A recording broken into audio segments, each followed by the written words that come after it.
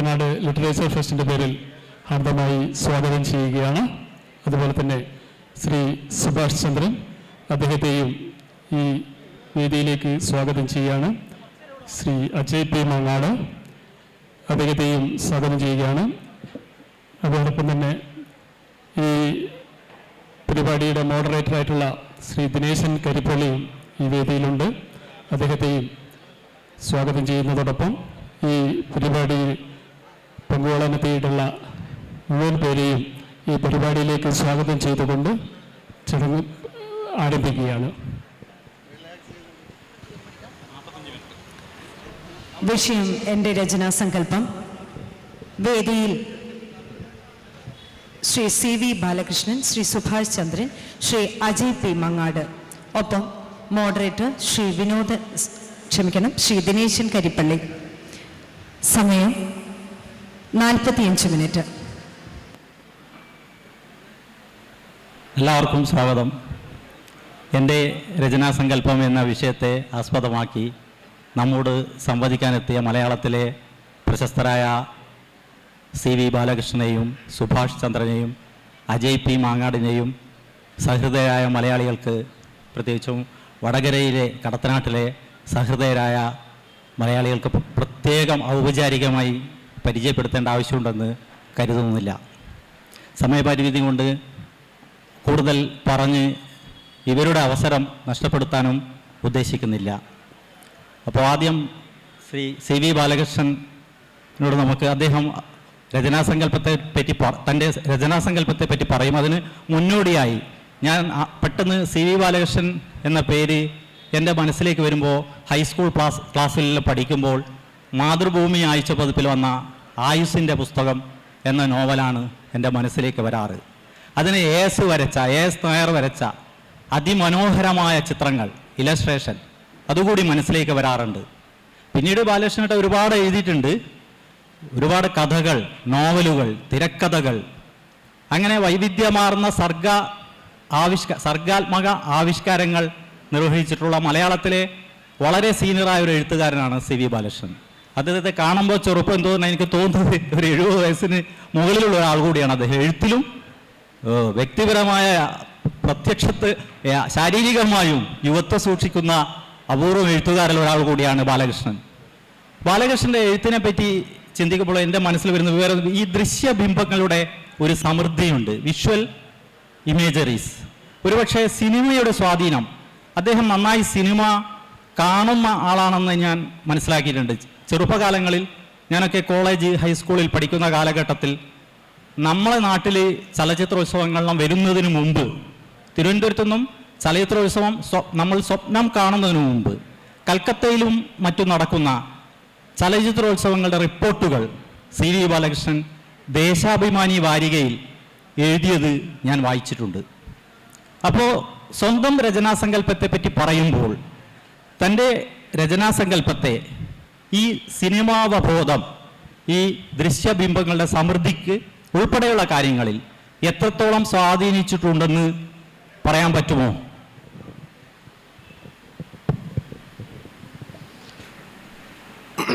നമസ്കാരം. സ്വന്തം രചനാസങ്കല്പം വിശദീകരിക്കുക എന്നുള്ളത് ഒട്ടും എളുതായ ഒരു കാര്യമല്ല.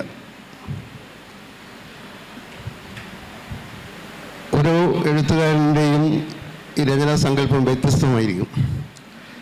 ആ രചനാസങ്കല്പങ്ങൾ വ്യത്യസ്തമായിരിക്കുന്നത് കൊണ്ടാണ് അവരുടെ രചനകൾ മറ്റ് എഴുത്തുകാരുടെ രചനകളിൽ നിന്ന് വ്യത്യസ്തമായിരിക്കുന്നു. എന്നെ സംബന്ധിച്ച് പറയുകയാണെങ്കിൽ ഓരോ രചനയ്ക്ക് പിന്നിലും ഓരോ സങ്കല്പമാണ് ഉണ്ടായിരുന്നു. അപ്പോൾ എഴുത്ത് എന്ന് പറയുന്നത് എന്നെ സംബന്ധിച്ച് ഒരു നിതാന്ത സഞ്ചാരമാണ്. ഇത് ഒരേ രൂപബോധം, ഒരേ രൂപഘടന, ഒരേ പ്രമേയം അവ ദീക്ഷിച്ചുകൊണ്ട് ഉള്ള ഒരു പ്രക്രിയയല്ല എന്നെ സംബന്ധിച്ച് എഴുത്ത് എന്ന് പറയുന്നത്. ഇപ്പം മറ്റുള്ളവരുടെ നോവലുകൾ നമ്മൾ ധാരാളമായിട്ട് വായിക്കാറുണ്ട്. ആ വായിക്കുന്നത് അവരത് എങ്ങനെയാണ് എഴുതിയിട്ടുള്ളത് എന്നറിയാൻ വേണ്ടി മാത്രമാണ്. ഇപ്പോൾ ഗബ്രിയേൽ ഗാർഷ്യ മാർക്വസ്, വില്യം ഫോക്നറുടെ നോവലുകൾ, ഇപ്പോൾ ഇന്ന് അധികമൊന്നും വായിക്കപ്പെടാത്ത നോവലുകളാണ് ഫോക്നറുടേത്. പക്ഷേ ഫോക്നറുടെ നോവലുകളെക്കുറിച്ച് അദ്ദേഹം വളരെ മതിപ്പോടുകൂടി എഴുതിയിട്ടുണ്ട്. വളരെ കൗതുകകരമാണ് ഈ മാർക്വസ് എഴുതിയിട്ടുള്ളത്. അപ്പോൾ അതിലദ്ദേഹം പറയുന്നത് ഫോക്നറുടെ നോവലുകൾ വായിക്കുന്നത്, ഇപ്പോൾ sanctuary, S I Leh dying, sound and fury തുടങ്ങിയിട്ടുള്ള നോവലുകൾ ഈ ഒരു വാച്ചിൻ്റെ മെഷീൻ നമ്മൾ അഴിച്ചു മാറ്റിയിട്ട് അത് വീണ്ടും അതിൻ്റെ ഓരോ ഭാഗവും യഥാസ്ഥാനങ്ങളിൽ വയ്ക്കുക എന്നുള്ളൊരു പ്രക്രിയ പോലുള്ള ഒരു പ്രക്രിയ ആയിട്ടാണ് അദ്ദേഹം ആ നോവലുകളെ വായിച്ചിട്ടുള്ളത്. അപ്പോൾ ആ നോവലുകൾക്ക് ഒരു രചനാപരമായിട്ടുള്ള നിഗൂഢതയുണ്ട്. അത് മനസ്സിലാക്കാൻ വേണ്ടിയിട്ടാണ് അദ്ദേഹം ആ നോവലുകൾ വായിച്ചത്. അത് പിന്നീട് അത് അസംബിൾ ചെയ്യും വീണ്ടും. ഇതന്നെ പെദ്രോ പരാമോ എന്ന് പറയുന്ന വിശുദ്ധമായ നോവലിനെ കുറിച്ചിട്ടും പറയാറുണ്ട്. ആ നോവലിൻ്റെ എല്ലാ സങ്കല്പങ്ങളെയും മാറ്റി തീർത്തിട്ടുള്ള ഒന്നാണ്, എളുപ്പത്തിൽ മനസ്സിലാക്കാൻ പറ്റാത്ത ഒന്നാണ്. അതിലെ ആഖ്യാതാവ് ഏതാണ്, ജീവിച്ചിരിക്കുന്നവരാരാണ്, ജീവിച്ചിരിക്കുന്നവരില്ല അതിനകത്ത്, മരിച്ചവരാരാണ്, അതിൻ്റെ തുടക്കം എന്താണ്, അവസാനം എന്താണ്, അതിൻ്റെ ക്ലൈമാക്സ് എന്താണ്. അപ്പോൾ ഈ രീതിയിലുള്ള ഒന്നും വളരെ അവ്യക്തമായിട്ടുള്ള ഒരു ഘടനയുള്ള, പക്ഷേ ഇതിന് വളരെ ആന്തരികമായിട്ട് വലിയ ഭാവദാർഢ്യമുള്ള ഒരു കൃതിയാണ് പെദ്രോ പരാമോ. അപ്പോൾ അത് നമുക്ക് മനസ്സിലാക്കാം. പക്ഷേ ആ കലാതന്ത്രം നമുക്കൊരു കൃതിയിൽ ആവിഷ്കരിക്കാൻ പറ്റാത്തതാണ്. അതേപോലെ ഒരു നോവലിൽ നമ്മൾ പ്രയോഗിച്ചിട്ടുള്ള ആഖ്യാന തന്ത്രം, ഇപ്പോൾ ആയുസിൻ്റെ പുസ്തകത്തിലെ ആഖ്യാന തന്ത്രം അല്ല കാമമോഹിതത്തിലോ അല്ലെങ്കിൽ ദിശയിലോ അവനവൻ്റെ ആനന്ദം കണ്ടെത്താനുള്ള വഴികളിലോ ആത്മാവിന് ശരിയെന്ന് തോന്നുന്ന കാര്യങ്ങളിലോ പ്രയോഗിച്ചിട്ടുള്ള, അതൊക്കെ വ്യത്യസ്തങ്ങളാണ്. ഞാൻ ദിനേശൻ ചോദിച്ചിട്ടുള്ള ഒരു സ്പെസിഫിക് ആയിട്ടുള്ള ഒരു ചോദ്യത്തിലേക്ക് വരികയാണെങ്കിൽ, സിനിമ എന്ന് പറയുന്നത് ഈ പുസ്തകങ്ങൾ വായിക്കുന്നത് പോലെ തന്നെ ഞാൻ കണ്ടുകൊണ്ടിരുന്ന ഒരു കാര്യങ്ങളാണ്. വളരെ ചെറുപ്പത്തിൽ എനിക്ക് തോന്നുന്നത് ഞാൻ പുസ്തകം വായിക്കാൻ തുടങ്ങുന്നതിന് മുമ്പേ സിനിമ കാണാനാണ് തുടങ്ങിയത്. നമ്മുടെ നാടൻ കൊട്ടകയിലിരുന്നിട്ട് മലയാളത്തിലെ ആദ്യകാല സിനിമകൾ തൊട്ട് സീത, ഉണ്ണി ആർച്ച തുടങ്ങിയിട്ടുള്ള ആദ്യ കിരണങ്ങൾ തൊട്ടുള്ള 60കളിലെ ആ സിനിമകൾ, നീലക്കുയിൽ ഉൾപ്പെടെ ആ തൊട്ട് കണ്ടിട്ടുള്ളത് പിന്നീട് ലോകത്തിലെ എല്ലാ ക്ലാസിക് ചിത്രങ്ങളും, അതേപോലെ ഇപ്പോൾ ഇവിടെ സൂചിപ്പിച്ച പോലെ 82 തൊട്ട് അന്താരാഷ്ട്ര ചലച്ചിത്രമേളകളിൽ പതിവായിട്ട് പോവുകയും അവ കാണുകയും ചെയ്യുന്നുണ്ട്. അപ്പോൾ ഇത് വായനയുടെ പോലെ, എഴുത്തുപോലെ ഒരു ഭാഗത്ത് നടക്കുന്ന ഒരു പ്രക്രിയയാണ് സിനിമ കാണുക എന്നുള്ളത്. സിനിമ കാണുക എന്നുള്ളത് ഒരു തരം സിനിമ വായനയാണ്. സിനിമ കാണുകയല്ല ചെയ്യുന്നത്. സിനിമയെക്കുറിച്ചുള്ള ഒരു പ്രധാന പുസ്തകത്തിൻ്റെ പേര് ഹൗ ടു റീഡ് ഫിലിംസ് എന്നാണ്. ഇങ്ങനെയാണ് സിനിമകൾ വായിക്കാം എന്നുള്ളത്. അപ്പോൾ ആ സിനിമ കാണുമ്പോൾ അത് നമ്മളെ സ്വാധീനിക്കുന്നതിൻ്റെ രചനാബോധത്തെ എങ്ങനെയാണ് സ്വാധീനിക്കുന്നത്? കാരണം സിനിമ വളരെ കോൺക്രീറ്റ് ആയിട്ടുള്ള ഒന്നാണ്. സിനിമ വളരെ ഓരോ മൂർത്തമായ ഇമേജുകൾ കോർത്തിട്ടാണ് സിനിമ രൂപീകരിക്കുന്നത്. ഇപ്പോൾ ഗോദാർദിൻ്റെ സിനിമയായാലും ബർഗ്മാൻ്റെ സിനിമയായാലും അനന്തൻ സത്യത്തിരയുടെ സിനിമയായാലും അതിൽ കോൺക്രീറ്റ് ആയിട്ടുള്ള വിഷ്വൽസാണ്. സാഹിത്യത്തിൽ പക്ഷേ പലപ്പോഴും കോൺക്രീറ്റ് അല്ല. സാഹിത്യത്തിൽ ഇപ്പോൾ ഖസാക്കിൻ്റെ ഇതിഹാസം എടുത്തു നോക്കിയാൽ അതിനകത്ത് ഇത്തരത്തിൽ കോൺക്രീറ്റ് അല്ലാത്ത എത്രയോ ഇമേജുകളുണ്ട്. അത് നോവലിൻ്റെ കുറ്റമായിട്ടല്ല ഞാൻ പറയുന്നത്. ഇപ്പോൾ പള്ളിക്കുള്ളിൽ അനാദിയായ കാലം തളം കെട്ടിക്കിടന്നു, ദുഃഖം പോലെ സാന്ത്വനം പോലെ ഇരുട്ട് എന്നൊക്കെ പറയുന്നത് കോൺക്രീറ്റ് വിഷ്വൽസ് അല്ല അതിലുള്ളത്. പക്ഷേ ഞാൻ എപ്പോഴും ശ്രമിച്ചിട്ടുള്ളത് കോൺക്രീറ്റ് ആയിട്ടുള്ള ഇമേജുകൾ വാക്കുകൾ കൊണ്ട് സൃഷ്ടിക്കാൻ വേണ്ടിയിട്ടാണ്. അങ്ങനെയാണ് ഒരു പക്ഷേ അത് എൻ്റെ ഒരു വ്യത്യസ്തത ആയിരിക്കാം. പക്ഷെ അതിന് സിനിമ, ഈ നമ്മുടെ മലയാള സിനിമ അല്ല, ലോക സിനിമ അതിന് നിതാന്തമായിട്ട് അതിൻ്റെ പ്രേരണ തരുന്നുണ്ട്. കാരണം വീണ്ടും വീണ്ടും നമ്മൾ സിനിമയെക്കുറിച്ചിട്ടുള്ള സങ്കല്പങ്ങൾ മാറുന്നുണ്ട്, കാഴ്ചപ്പാടുകൾ. ഞാനിപ്പോഴും ഗോവയിൽ നടന്ന അന്താരാഷ്ട്ര ചലച്ചിത്രമേളം കണ്ടിട്ട് വന്നതേ ഉള്ളൂ. ഇപ്പം നമ്മുടെ സാഹിത്യം വായിക്കുന്നത് പോലെ തന്നെ പെദ്രോ അൽമോദോവാറിൻ്റെ സിനിമകൾ കാണുന്നു, മറ്റുള്ളവരുടെ സിനിമകൾ കാണുന്നു, പഴയ സിനിമകൾ വീണ്ടും വീണ്ടും കാണുന്നു, ഹിച്ച്കോക്കിൻ്റെ സിനിമകൾ വീണ്ടും കാണുന്നു. അതൊരു നിരന്തരമായിട്ടൊരു പ്രക്രിയയായിട്ട് നടക്കുന്നു. പക്ഷെ അത് കണ്ടുകൊണ്ടിരിക്കുമ്പോഴേ ഈ വളരെ കോൺക്രീറ്റ് ആയിട്ടുള്ള ഇമേജുകളാണ് വാക്കുകൾ കൊണ്ട് സൃഷ്ടിക്കണം എന്നുള്ള ഒരു ബോധം നമുക്കുണ്ട്. പിന്നെ പറയാവുന്ന ഒരു കാര്യം, ഒരു യാഥാസ്ഥിതികത പുലർത്തിക്കൊണ്ടുള്ള ഒരു എഴുത്ത് ഞാൻ ഒരിക്കലും ചെയ്തിട്ടില്ല. എപ്പോഴും മാറി മാറിക്കൊണ്ട് ഇത് വളരെ നിഷിദ്ധ പ്രമേയങ്ങൾ പലപ്പോഴും പല എഴുത്തുകാരും പരിഗണിക്കാത്ത തരത്തിലുള്ള നിഷിദ്ധ പ്രമേയങ്ങൾ കഥകളിൽ, ഇപ്പോൾ സ്വവർഗ പ്രണയം പോലുള്ള വിഷയങ്ങൾ ഞാൻ കഥകളിൽ എഴുതിയിട്ടുണ്ട്. അതുപോലെ രതി, പലരും രതി എന്ന് പറയുന്നത് എഴുതാൻ പറ്റാത്തൊരു വിഷയമായിട്ടോ എഴുതിക്കൂടാത്ത വിഷയമായിട്ടോ ഒക്കെ പരിഗണിക്കുമ്പോൾ അതിനെക്കുറിച്ചിട്ട് വളരെ വളരെ യാതൊരു വിലക്കും സ്വയം ഏർപ്പെടുത്താതെ ഞാൻ എഴുതിയിട്ടുണ്ടായിരുന്നു. അതേപോലെ തന്നെ മറ്റൊരു കാര്യം പറയുന്നത്, ഒരു പ്രത്യയശാസ്ത്ര ശാഠ്യങ്ങൾ ഇല്ലാതെ, അതിന് ഭാരമല്ലാതെ വളരെ സ്വതന്ത്രമായിട്ട് എഴുതുക എന്നുള്ളതാണ് ഞാൻ സ്വയം ശീലിച്ചിട്ടുള്ള കാര്യം. ഇതാണ് എൻ്റെ ഒരു രചനാ സങ്കല്പത്തെക്കുറിച്ച് വേണമെങ്കിൽ ഒരു ആമുഖമായിട്ട് പറയാനുള്ളത്. ഞാൻ വാക്കുകൾ വളരെ കുറച്ച് മാത്രമേ ഉപയോഗിക്കുന്നുള്ളൂ, സമയം വളരെ പരിമിതമാണ്. അതുകൊണ്ട് ഞാൻ സുഭാഷ് ചന്ദ്രന് മൈക്ക് കൊടുക്കണം. സുഭാഷ് ചന്ദ്രൻ എൻ്റെ ഒരു സഹപ്രവർത്തകൻ കൂടിയാണ് എന്ന സന്തോഷത്തോടെയാണ് ഞാൻ സുഭാഷ് ചന്ദ്രനോട് കൂടി അതിന് അനുസരിച്ച് തന്നെ മറുപടി പറയണമെന്നാൽ എൻ്റെ ഒരു വായനക്കാരൻ നിലയിലുള്ള എൻ്റെ ഒരു നിരീക്ഷണം കൂടി പങ്കുവയ്ക്കാൻ ആഗ്രഹിക്കുന്നു. വാക്കുകൾ വളരെ സൂക്ഷ്മമായി പ്രയോഗിക്കാൻ ശ്രദ്ധിക്കുന്ന മലയാളത്തിലെ അപൂർവം എഴുത്തുകാരിൽ ഒരാളാണ് സുഭാഷ് ചന്ദ്രൻ. വല്ലപ്പോഴും എഴുതുക എന്നതാണ് ഏറ്റവും വലിയ മഹത്വം എന്ന് ഞാൻ കരുതുന്നു. അനാവശ്യമായൊന്നും എഴുതാറില്ല. എഴുതുന്നത് നന്നാവണം എന്നുള്ള നിഷ്കർഷയുണ്ട്. മലയാളത്തിലെ എഴുത്തുകാരുടെ ഒരു വലിയൊരു പ്രശ്നം എന്ന് വെച്ചാൽ ആഴ്ചക്ക് 2 കഥ എഴുതിയില്ലെങ്കിൽ മറന്നു പോവുക എന്നുള്ള പേടിയും ആത്മവിശ്വാസക്കുറവുള്ളവരാണ് നമ്മുടെ മലയാളികൾ എഴുത്തുകാരിൽ പലരും എന്ന് തോന്നിയിട്ടുണ്ട്. അവർ വേണ്ടിയും വേണ്ടാതെ എഴുതിക്കൊണ്ടേയിരിക്കും. ഇല്ലെങ്കിൽ വായനക്കാരോ മറന്നു പോവോ, ഞാൻ സാഹിത്യ ചരിത്രത്തിൻ്റെ ഏടുകളിൽ നിന്ന് നിഷ്കാസിതനായപ്പോൾ എന്തൊക്കെയോ സംശയങ്ങളോ ആകുലതകളോ ഉണ്ട് എന്ന് തോന്നുന്ന രീതിയിൽ എഴുതുന്നവരാണ് മിക്ക എഴുത്തുകാരും. എല്ലാവരും എന്നല്ല, മിക്ക എഴുത്തുകാരും. അതിൽ നിന്ന് മാറി നടക്കുന്ന ഒരാളായിട്ടാണ് ഞാൻ സുഭാഷ് ചന്ദ്രനെ എന്നും കണ്ടിട്ടുള്ളത്. സുഭാഷ് ചന്ദ്രന് ഏറ്റവും ഒടുവിൽ 8, 9, 10 വർഷത്തെ നിശബ്ദതയ്ക്ക് ശേഷം എഴുതിയ ജ്ഞാനസ്നാനം എന്ന ഒരു കഥയുടെ അടിസ്ഥാനമാക്കി എനിക്കൊരു ചോദ്യം ചോദിക്കാനുള്ളത്, അതിൽ സുഭാഷ് പ്രയോഗിച്ചിട്ടുള്ള ചില പദങ്ങളും പ്രയോഗങ്ങളും ഉണ്ട്. ഉദാഹരണം, ഈ ജ്ഞാനസ്നാനത്തിൻ്റെ ആദ്യത്തെ രണ്ടാമത്തെ പാരഗ്രാഫിൽ തന്നെ ഒരു വാക്കുണ്ട്,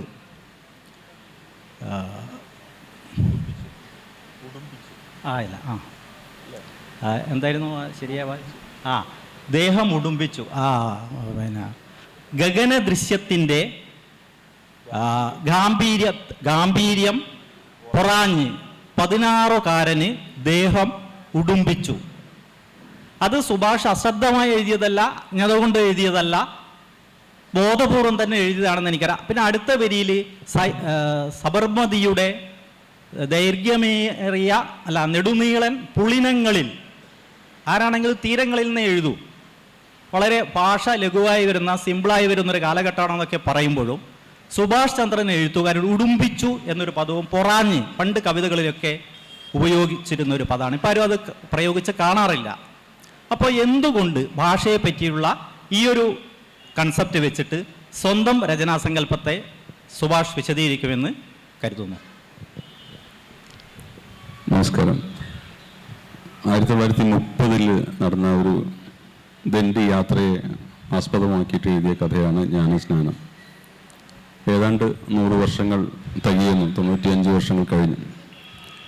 അക്കാലത്തെ പിടിച്ചെടുക്കുവാൻ വേണ്ടി നമ്മുടെ കൈവശമുള്ള ഒരേ ഒരു ഉപകരണം ഭാഷ മാത്രമാണ്. ഒരു കഥാകൃത്ത് എന്നുള്ള നിലയ്ക്ക് നമ്മുടെ മാധ്യമവും ഉപകരണവും നമ്മുടെ ചിത്രപ്രതലവും ബ്രഷും വാക്ക് മാത്രമാണ്.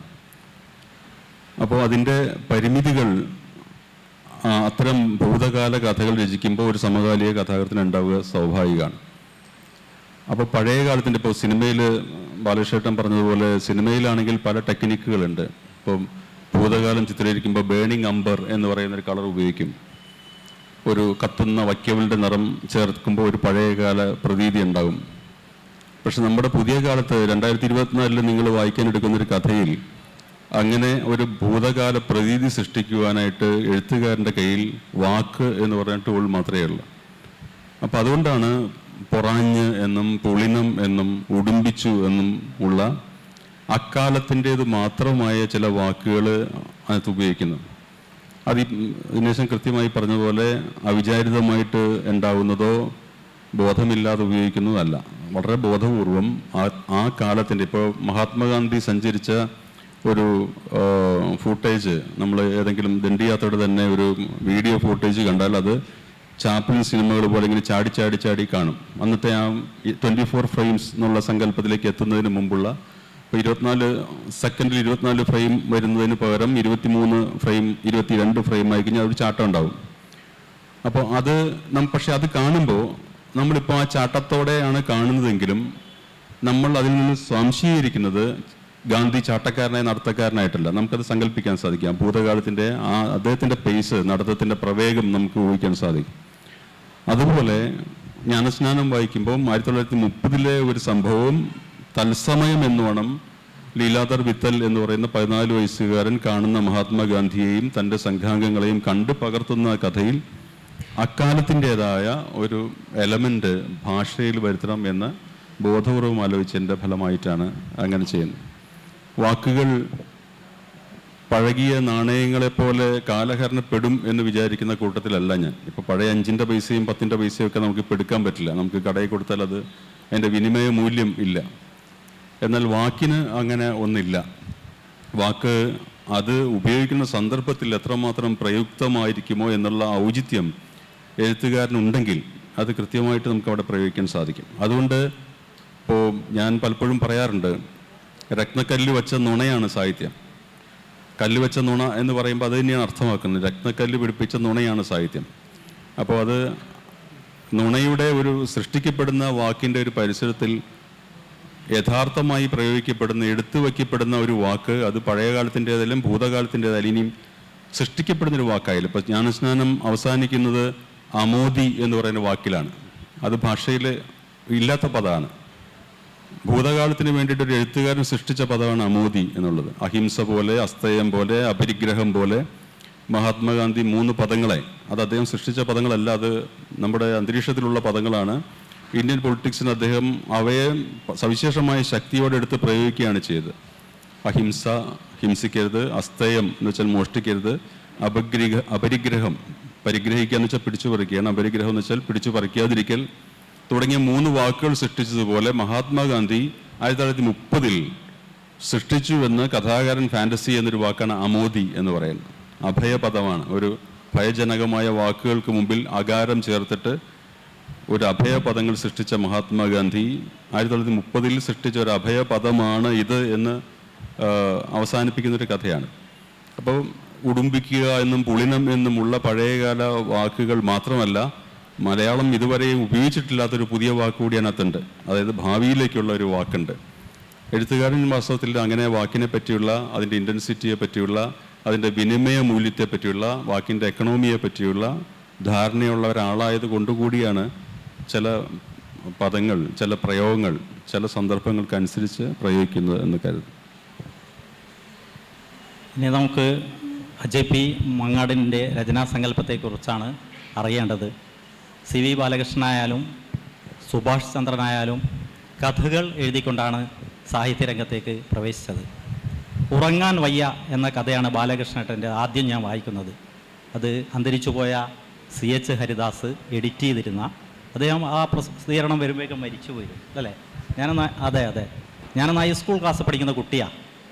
അപ്പോൾ എൻ്റെ വീട്ടിൽ ഏട്ടൻ ഈ പ്രതിഭാസംഗമം കൊണ്ടുവന്നായിരുന്നു. അപ്പോൾ അതിൽ ഉറങ്ങാൻ വയ്യ എന്ന കഥയാണ് ഞാൻ ഈ ബാലകൃഷ്ണേട്ടൻ്റെ ആദ്യമായി വായിക്കുന്ന കഥ. സിനിമാറ്റിക്കായ വളരെ വിഷ്വൽ ഇമേജറീസ്, പത്മരാജൻ്റെയൊക്കെ കഥകൾ പോലെ വിഷ്വൽ ഇമേജസ് നിറഞ്ഞ, ദൃശ്യബിംബങ്ങൾ നിറഞ്ഞ കഥ. അതുപോലെ മാതൃഭൂമി വിഷുപ്പതിപ്പിൻ്റെ സമ്മാനിതനായി സുഭാഷ് ചന്ദ്രൻ 1ാം സ്ഥാനം കിട്ടിയ സുഭാഷ് ചന്ദ്രൻ്റെ ഘടികാരങ്ങൾ നിലയ്ക്കുന്ന സമയം. അങ്ങനെ ഇവർ ഈ 3 പേരിൽ ഇവർ 2 പേരും കഥകൾ എഴുതിക്കൊണ്ടാണ് സാഹിത്യത്തിലേക്ക് രംഗപ്രവേശനം ചെയ്തത്. എൻ്റെ അറിവ് തെറ്റാണോ എന്ന് എനിക്കറിയില്ല, അജയ് പി മാങ്ങാട് കഥകളൊന്നും എഴുതാതെ നേരെ ചൊവ്വേ എന്ന് പറയാം മലയാളത്തിൽ, നേരെ നോവൽ എഴുതിക്കൊണ്ടാണ് വന്നതെന്നാണ് എൻ്റെ ഒരു അറിവ്. അതുവരെ അജയ് പി മാങ്ങാടിനെ ഒരു വായനക്കാരൻ എന്ന നിലയിൽ, സാഹിത്യത്തെ അത്യാവശ്യമൊക്കെ പിന്തുടരുന്ന ആൾ എന്ന നിലയിൽ ഒരു നിരൂപകനായിട്ടും നല്ല വായനക്കാരൻ്റെ കുറിപ്പുകൾ എഴുതിയിട്ടും ഒക്കെയാണ് ഞാൻ അറിഞ്ഞിട്ടുള്ളത്. ഇതൊരു തെറ്റായിട്ടോ ഒരു പോരായ്മയായിട്ടോ പറയല്ല. നല്ല മലയാളത്തിൽ ഒന്നാം തരം നോവലിസ്റ്റായ കെ സുരേന്ദ്രൻ എൻ്റെ അറിവിൽപ്പെട്ടിടത്തോളം കഥകൾ എഴുതിയ ആളല്ല. ഇപ്പോൾ ടി രാമകൃഷ്ണൻ, അങ്ങനെ നമ്മുടെ പ്രമുഖരായ പല എഴുത്തുകാരും കഥ എഴുതിയൊന്നും അല്ല നോവൽ എഴുതിയത്. ആ വിഭാഗത്തിൽപ്പെട്ട ഒരാളായിട്ടാണ് അജയ് പി മാങ്ങാടിനെ ഞാൻ നിരീക്ഷിച്ചിട്ടുള്ളത്. ഇപ്പോൾ പക്ഷേ ഫേസ്ബുക്കൊക്കെ വന്നപ്പോൾ സാമൂഹിക മാധ്യമങ്ങൾ പ്രചാരമാർജിച്ചതോടെ ഒരുപാട് എഴുത്തുകാരിങ്ങനെ ഡയറക്റ്റായിട്ട് നേരെ നോവൽ എഴുതി തുടങ്ങുന്നുണ്ട്. പ്രത്യേകിച്ച് ഒരുപാട് സ്ത്രീകളൊക്കെ വലിയ മുന്നേറ്റം ഉണ്ടായിക്കൊണ്ട് കഥയൊന്നും എഴുതിയിട്ടില്ല, പെട്ടെന്നൊരു നോവൽ എഴുതുന്നു, അത് ശ്രദ്ധിക്കപ്പെടുന്നു. അത് സാഹിത്യത്തിലൊരു പുതിയൊരു ട്രെൻഡായി മാറിക്കൊണ്ടിരിക്കുകയാണ്. അപ്പോൾ കഥകളും എഴുതാതെ നോവൽ രംഗത്തേക്ക് വരുന്ന അജയ് പി മാങ്ങാട് അദ്ദേഹത്തിൻ്റെ രചനാസങ്കല്പത്തെക്കുറിച്ച് എന്തു പറയുന്നു എന്നറിയാൻ ആകാംക്ഷയുണ്ട്.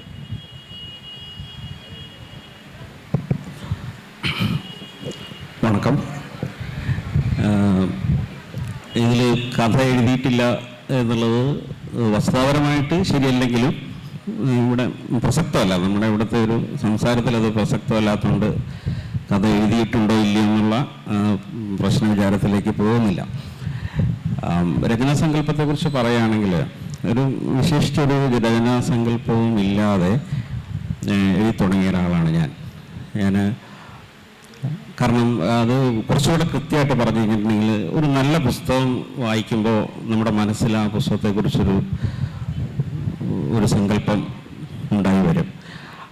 അത് ആ വായിക്കുന്ന സമയത്തുള്ള നമ്മുടെ ഒരു നല്ല പുസ്തകത്തെക്കുറിച്ചുള്ള ആ ഒരു സങ്കല്പം നമ്മുടേത് കൂടി, അല്ലെങ്കിൽ വായിക്കുന്ന ആളുടേത് കൂടി, ആളുടെ ഒരു സങ്കല്പം കൂടിയായി മാറും, രചനാസങ്കല്പം കൂടിയായി മാറും എന്നുള്ളതാണ്. അപ്പം നമ്മൾ നിരന്തരം പുസ്തകങ്ങൾ വായിച്ചുകൊണ്ടിരിക്കുകയും സാഹിത്യവുമായിട്ട് ഇടപെടുകയും ചെയ്യുമ്പോൾ ഇത് വളരെ ഫ്ലൂയിഡാണ് എന്നുള്ളതാണ്. ഇതിങ്ങനെ മാറിക്കൊണ്ടിരിക്കും, ഈ രചനാസങ്കല്പങ്ങൾ മാറിക്കൊണ്ടിരിക്കും എന്നുള്ളതാണ്. പക്ഷേ അത് നമ്മളൊരു പുസ്തകം എഴുതി അല്ലെങ്കിൽ ഒരു കഥയോ എന്തെങ്കിലും എഴുതി അത് ഒരു പബ്ലിഷ്ഡ് വർക്കായി കഴിയുമ്പോൾ ആ പബ്ലിഷ്ഡ് വർക്കിനകത്തു നിന്നാണ്, ആ കൃതിയിൽ നിന്നാണ് ഒരു രചനാസങ്കല്പം ഉണ്ടായി വരുന്നത്. ഞാനങ്ങനെയാണ് മനസ്സിലാക്കിയിട്ടുള്ളത്. അപ്പോൾ എൻ്റെ രചനാസങ്കല്പം എന്താണെന്ന് ചോദിച്ചാൽ, ഞാൻ ആക്ച്വലി പബ്ലിഷ് ചെയ്തിട്ടുള്ള പുസ്തകങ്ങളിൽ നിന്ന് ഞാൻ പിന്നീട് ഇതുപോലുള്ള സദസ്സുകളിലൊക്കെ പറയാൻ യോഗ്യമായ രീതിയിലുള്ളൊരു രചനാസങ്കല്പം കണ്ടെടുക്കുകയാണ് ചെയ്യുന്നത്. അത് പുസ്തകത്തിൻ്റെ ആ ഒരു ഉള്ളടക്കവുമായി ബന്ധപ്പെട്ട് നിൽക്കുന്ന ഒരു കാര്യമാണെന്ന് തോന്നുന്നു. ഒരാൾ എഴുതുമ്പോൾ അയാളൊരു മനുഷ്യൻ ദിവസവും കണ്ണാടിയിൽ നോക്കുന്നത് പോലെയുള്ള ഒരു സന്ദർഭം എഴുത്തിലുണ്ട് എന്ന് ഞാൻ വിചാരിക്കുന്നു. ഓരോ ദിവസവും നമ്മളെ മുഖം കണ്ണാടിയിൽ കാണുമ്പോൾ വലിയ സന്തോഷം തോന്നുന്ന ഒരാൾക്ക് അയാളുടെ ഉള്ളിൽ നിന്ന് പുറത്തേക്ക് എന്തെങ്കിലും ഒന്ന് വരേണ്ടതുണ്ട്, അയാൾ എന്തെങ്കിലും ഒരു അന്വേഷിക്കേണ്ടതുണ്ട് എന്ന് തോന്നുകയില്ല. നല്ല സന്തോഷമുള്ള ഒരാളെ സംബന്ധിച്ചിടത്തോളം അയാൾ ഒരു എഴുത്തുകാരനാകേണ്ടതില്ല എന്നാണ് എനിക്ക് തോന്നിയിട്ടുള്ളത്. അയാളുടെ മുഖം കാണുമ്പോൾ അയാൾക്കൊരു ദയനീയത തോന്നണം എന്നുള്ളതാണ് എൻ്റെ ഒരു സങ്കല്പം അങ്ങനെ ഉണ്ടായി വന്നു. അപ്പം ഞാൻ എൻ്റെ മുഖം കണ്ണാടിയിൽ കാണുമ്പോൾ ഞാൻ മറ്റു പല ആളുകളെയും, എനിക്കതുവരെ അറിയാവുന്ന മറ്റു പല ആളുകളെയും ഓർമ്മിക്കുകയും അവരെ എൻ്റെ ഓർമ്മയിൽ നിന്ന് വാക്കുകളിലേക്ക് പുനഃസൃഷ്ടിക്കാൻ കഴിയുമോ എന്ന് നോക്കുകയാണ് ചെയ്യുന്നത്. അതേതെങ്കിലും ഒരു പ്രത്യേക ഒരു സങ്കല്പത്തിൻ്റെ അടിസ്ഥാനത്തിലല്ല. വാസ്തവത്തിൽ ഇങ്ങനെ കടന്നു പോകുന്ന സമയത്തിലെ ഒരു പ്രത്യേക സന്ദർഭം, അതിന് കുറച്ചുകൂടെ സാങ്കേതികമായിട്ട് പറഞ്ഞാൽ നമ്മളൊരു മെറ്റഫർ എന്നൊക്കെ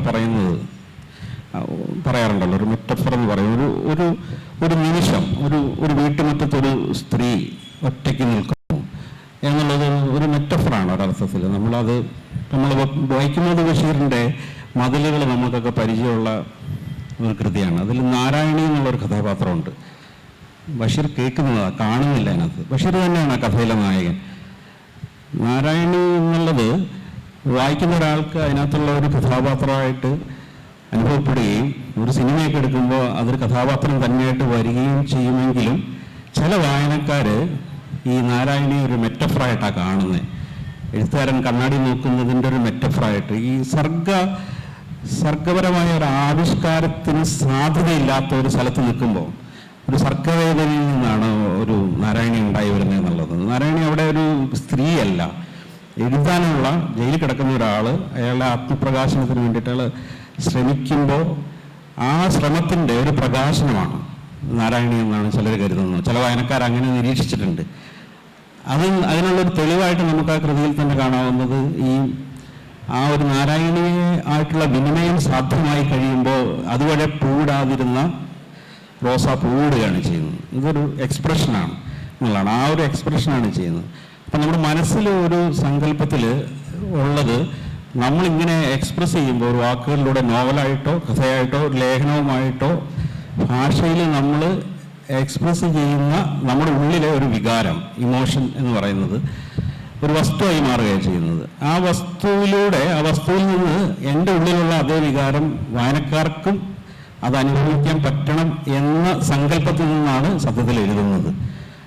അത് സാധിക്കുമ്പോഴാണ് നമുക്ക് ഒരു വലിയ ഒരു സന്തോഷം ഉണ്ടാകും. നമ്മുടെ ഉള്ളിലെ ഒരു വികാരത്തെ ഒരു ഒബ്ജക്റ്റാക്കി മാറ്റുകയും പുസ്തകം എന്നുള്ള ഒരു വസ്തുവാക്കി മാറ്റുകയും ആ വസ്തു ഒരു എഴുത്തുകാരൻ എങ്ങനെയാണോ അതിൽ എഴുത്തിൽ കടന്നുപോയത് അതേ ഇമോഷനെ, ആ ഒരു റിച്ച്നെസ് വായനക്കാർക്കും കിട്ടും എന്നുള്ളൊരു പ്രതീക്ഷയിലാണ് നമ്മൾ എഴുതുന്നത്. ഈ സങ്കല്പം ഓരോ തവണയും മാറി മറിഞ്ഞുകൊണ്ടിരിക്കുന്നു എന്നുള്ളതാണ് എൻ്റെ ഒരു അനുഭവമായിട്ട് തോന്നിയിട്ടുള്ളത്. കാരണം നമ്മൾ 2001 എഴുതാൻ ശ്രമിച്ച ഒരു മനുഷ്യനല്ല ഇപ്പോൾ നിങ്ങളുടെ മുന്നിലിരിക്കുന്ന ഞാനെന്നുള്ളത്.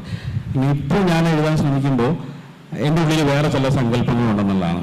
പക്ഷെ അതെനിക്ക് അറിഞ്ഞൂടാ, അത് എങ്ങനെയാണ് പറയേണ്ടത്, അല്ല ഉണ്ടോ എന്ന് തന്നെ അറിയില്ല. പക്ഷെ ആ പുസ്തകം അല്ലെങ്കിൽ ഒരു കൃതി രചിക്കപ്പെട്ട് കഴിയുമ്പോൾ വായനക്കാരന് അതിനകത്തെ ആ ഒരു ദർശനം കിട്ടുന്നു എന്നുള്ളതാണ് ഞാൻ മനസ്സിലാക്കിയിട്ടുള്ള ഒരു കാര്യം. ഇത് ഒരു നല്ല സോളിഡായിട്ടുള്ള ഒരു സംഗതിയായിട്ട് എനിക്ക് തോന്നിയിട്ടില്ല. കാരണം നമ്മൾ എഴുതുന്ന കാലത്ത് ഒരു നല്ലൊരു സങ്കല്പം എന്നുള്ളത് വളരെ കഷ്ടതരമായിട്ടുള്ള ഒരു കാര്യമാണ്. നമ്മൾ ജീവിക്കുന്ന ലോകത്തെ നോക്കുമ്പോൾ ആ ലോകത്തെ ഏതെങ്കിലും രീതിയിൽ പ്രതിനിധാനം ചെയ്യുന്ന ഒരു രചന നടത്തണം എന്നാണ് സാധാരണ നിലയിൽ ഒരു എഴുത്തുകാരൻ ആഗ്രഹിക്കുക. പക്ഷെ അയാൾ എഴുതുമ്പോൾ അത് സാധ്യമായിക്കൊള്ളണമെന്നില്ല എന്നുള്ളതാണ്. ആ സങ്കല്പം സാധ്യമായിക്കൊള്ളണമെന്നുള്ള കാരണം അയാളൊരു ഫാഷിസ്റ്റ് ആണെങ്കിൽ അയാൾ എഴുതുന്ന രചനയിൽ ആ ഫാസിസത്തിൻ്റെ ആ മൂല്യങ്ങൾ വരും. അയാളൊരു ജാതിവാദിയാണെങ്കിൽ അയാൾ എഴുതുന്ന രചനയിൽ ആ ജാതി മൂല്യത്തിലുള്ള അയാളുടെ വിശ്വാസം എവിടെയെങ്കിലും പ്രത്യക്ഷപ്പെടും എന്നുള്ളതാണ്. അതുകൊണ്ട് നമ്മുടെ സങ്കല്പം തീരുമാനിച്ചാലും ഇല്ലെങ്കിലും എഴുതപ്പെട്ട കൃതി എന്നുള്ളത് ആ എഴുത്തുകാരനെ ഇല്യൂമിനേറ്റ് ചെയ്യുന്നതാണെന്ന് വേണമെങ്കിൽ നമുക്ക് പറയാം. എഴുത്തുകാരൻ്റെ ഉള്ളിലെ ദർശനത്തെ, കാഴ്ചപ്പാടിനെ ഇല്യൂമിനേറ്റ് ചെയ്ത് ദീപ്തമാക്കുന്നതാണ് എന്ന് സാമാന്യമായിട്ട് പറയാമെന്ന് എനിക്ക് തോന്നുന്നു. ഒരു സമയത്തിൻ്റെ പരിമിതി എങ്ങനെയാണ് ഉണ്ടോ? ഒരു ടേമും കൂടി ഉണ്ടോ? ഒരു ഊഴം കൂടി ഉണ്ടോ? മൂന്നാക്കും എങ്ങനെയല്ലേ? വായന ശ്രോതാക്കളാണോ?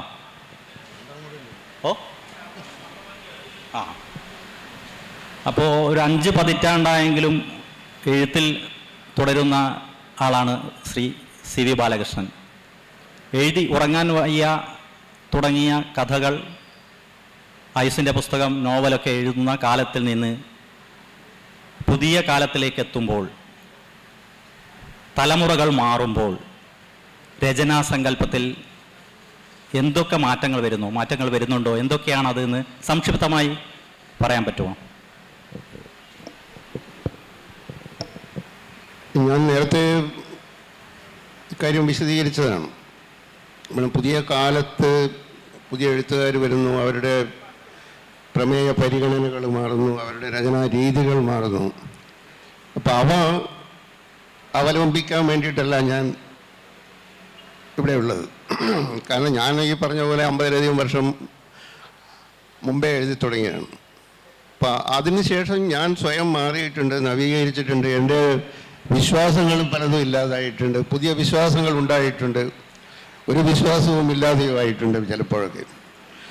അപ്പം അതിൽ നേരത്തെ ദിനം പറഞ്ഞതിൽ ഒരു കാര്യം, ഞാൻ നിരന്തരമായിട്ട് എഴുതിക്കൊണ്ടിരിക്കുന്ന ഒരാളാണ്. അത് കഥയായിട്ടോ അല്ലെങ്കിൽ നോവലായിട്ടോ യാത്രാവിവരണവും ആത്മകഥയോ, അത് വെറും പത്രക്കുറിപ്പുകൾ പോലുള്ള പത്ര റിപ്പോർട്ടുകൾ. അതൊരു പറയാനായിട്ടൊന്നും പറഞ്ഞിട്ടില്ല കേട്ടോ. അല്ല, ഞാനൊരു പത്രപ്രവർത്തകനായിട്ട്, സ്വതന്ത്ര പത്രപ്രവർത്തകനായിട്ട് ഒരു 80 കാലം തൊട്ട് ഇപ്പോഴും ചെയ്യുന്നുണ്ട്. കാരണം ഇപ്പോഴും ഞാൻ ഇപ്പോൾ ഗോവ ഫെസ്റ്റിവലിൽ പോയി കഴിഞ്ഞാൽ ആ ഫെസ്റ്റിവലിനെ കുറിച്ചിട്ട് മുമ്പ് ചെയ്തിരുന്നത് പോലെ, 40 കൊല്ലം മുമ്പേ ചെയ്തിരുന്നത് പോലെ ഇപ്പോഴും എഴുതാറുണ്ട്. ഫെസ്റ്റിവൽ തുടങ്ങുന്നതിന് തൊട്ട് മുമ്പേ അതിനെ വിലയിരുത്തിക്കൊണ്ട് എഴുതിയത് ഞാനാണ് ഒന്ന്. അപ്പോൾ അങ്ങനെ ഈ പല എഴുത്തിൽ പല മുഖങ്ങൾ സൂക്ഷിക്കുന്ന ഒരു ബഹുരൂപിയായിട്ടുള്ള ഒരാളാണ് ഞാൻ എന്നാണ് ഞാൻ വിശ്വസിക്കുന്നത്. അപ്പോൾ അതിൽ ഇപ്പോൾ കാലം മാറിയിട്ടുണ്ട്. ഈ രചന നോവലിനെ കുറിച്ചിട്ടുള്ള സങ്കല്പങ്ങളും മാറിയിട്ടുണ്ട്, പുതിയ നോവലുകൾ. പക്ഷെ നമ്മളൊക്കെ പഠിച്ചു വന്നത് പഴയ നോവലുകൾ വായിച്ചാണ്. തകഴിയുടെയും ഉറൂബിൻ്റെയും കോവിലിൻ്റെയും പൊറ്റക്കാടിൻ്റെയും ഒക്കെ MTയുടെയും ഒക്കെ നോവലുകൾ വായിച്ചിട്ട് രൂപപ്പെടുത്തിയിട്ടുള്ള ഒരു നോവൽ സങ്കല്പം മനസ്സിലുണ്ടായിരുന്നു. പക്ഷെ ആ സങ്കല്പം വെച്ചുകൊണ്ടല്ല ആയുസിൻ്റെ പുസ്തകം എഴുതിയത്. കാരണം ഈ വായിച്ച നോവലുകളുടെ രചനാ സങ്കേതങ്ങളോ അതിൻ്റെ സങ്കല്പമോ വെച്ചുകൊണ്ടാണ് എഴുതിയെങ്കിൽ ആയുസിൻ്റെ പുസ്തകം പോലുള്ള ഒരു കൃതി ഉണ്ടാകുമായിരുന്നില്ല. ഇനി അതേ കൃതിയിൽ ഞാൻ അനുവർത്തിച്ചിട്ടുള്ള ആ രചനാ സങ്കല്പം വച്ചുകൊണ്ട് എനിക്ക് മറ്റൊരു കൃതിയും എഴുതാൻ പറ്റുമായിരുന്നില്ല, ഞാൻ എഴുതിയിട്ടുമില്ല. അതേ രീതിയിൽ പിന്നെയും എഴുതാമായിരുന്നു. ആ ബൈബിൾ വെച്ചുകൊണ്ട് ഈ ക്രൈസ്തവ പരിസരങ്ങൾ വെച്ചുകൊണ്ട് എത്ര വേണമെങ്കിലും എഴുതാമായിരുന്നു. പക്ഷെ ഞാനത് പൂർണ്ണമായിട്ട് ഒഴിവാക്കുകയും അതിൽ 15 വയസ്സുള്ള നായകനെ വിട്ടിട്ട് 80 വയസ്സുള്ള ഒരു വൃദ്ധനെക്കുറിച്ച് എഴുതുകയും ചെയ്തു. ആ 80 വയസ്സുള്ള വൃദ്ധൻ ഗാന്ധിയനായിട്ടുള്ള ഒരു വൃദ്ധൻ, അയാളെക്കുറിച്ച് എഴുതുമ്പോൾ ഞാൻ വളരെ വിശുദ്ധനായിട്ട് നെറ്റിയിലൊരു ചന്ദനക്കുറിയൊക്കെ വെച്ചിട്ടാണ് അതിൽ എഴുതിയിട്ടുള്ളത്. അപ്പോൾ അതിനകത്ത് രതിയോ അതുപോലുള്ള പരാമർശങ്ങളോ ഒന്നുമില്ല. വളരെ വിശുദ്ധമായിട്ടുള്ള ഒരു മനസ്സോട് കൂടിയിട്ടാണ് അത് എഴുതിയിട്ടുള്ളത്. പക്ഷേ അതിൽ നിന്ന് നമ്മൾ അവനവൻ്റെ ആനന്ദം കണ്ടെത്താനുള്ള വഴികൾ എഴുതുമ്പോൾ ആകെ മാറി. നമ്മൾ വളരെ ലൈംഗികേച്ഛയുള്ള ഒരു നഗ്നനായ ഒരു യുവാവിനെ കുറിച്ചാണ് അതിനകത്ത് എഴുതുന്നത്. അപ്പോൾ ആ ഒരു മനസ്സ് വെച്ചാണ് അത് എഴുതിക്കൊണ്ടിരുന്നത്. ഇങ്ങനെ ഒരു കൃതിയിൽ നിന്നും മറ്റൊരു കൃതിയിലേക്ക് സഞ്ചരിക്കുമ്പോൾ നമ്മുടെ ഈ രചനയെക്കുറിച്ചിട്ടുള്ള ബോധ്യങ്ങൾ മാറുന്നു, സമൂഹത്തെക്കുറിച്ചുള്ള കാഴ്ചപ്പാടുകൾ മാറുന്നു. ഒപ്പം ഞാൻ നേരത്തെ പറഞ്ഞതുപോലെ ഈ ഒരു കണിശമായിട്ടുള്ള ഒരു വിശ്വാസം, പ്രത്യേകിച്ച് ഒരു പ്രത്യയശാസ്ത്രത്തിലോ അതുപോലുള്ള വിശ്വാസങ്ങൾ പുലർത്താതെ തികച്ചും സ്വതന്ത്രമായിട്ടുള്ള രീതിയിൽ എന്തിനേയും സ്വീകരിക്കുന്ന ഒരാളായിട്ട് ആണ് ഞാൻ സ്വയം കണ്ടിട്ടുള്ളത്.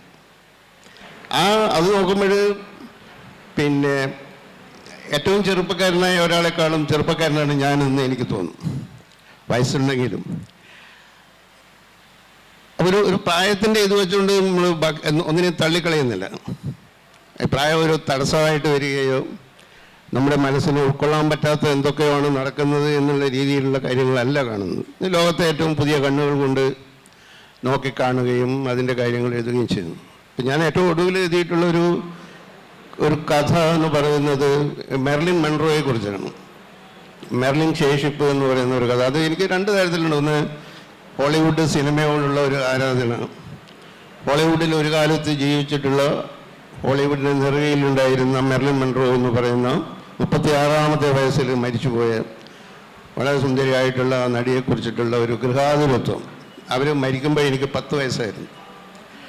പക്ഷെ ആ ഒരു മനസ്സിൽ എപ്പോഴും ഉണ്ടായിരുന്നു മെർലിൻ മൺറോ. അത് സിനിമയോടുള്ള വിശ്വാസവും സിനിമയിലുള്ള താല്പര്യവും മെർലിൻ മൺറോയിലുള്ള താല്പര്യവും അത് രണ്ടും വെച്ചുകൊണ്ടാണ് അത് എഴുതിയിട്ടുള്ളത്. അപ്പോൾ അതൊരു പുതിയ കാര്യമാണ്.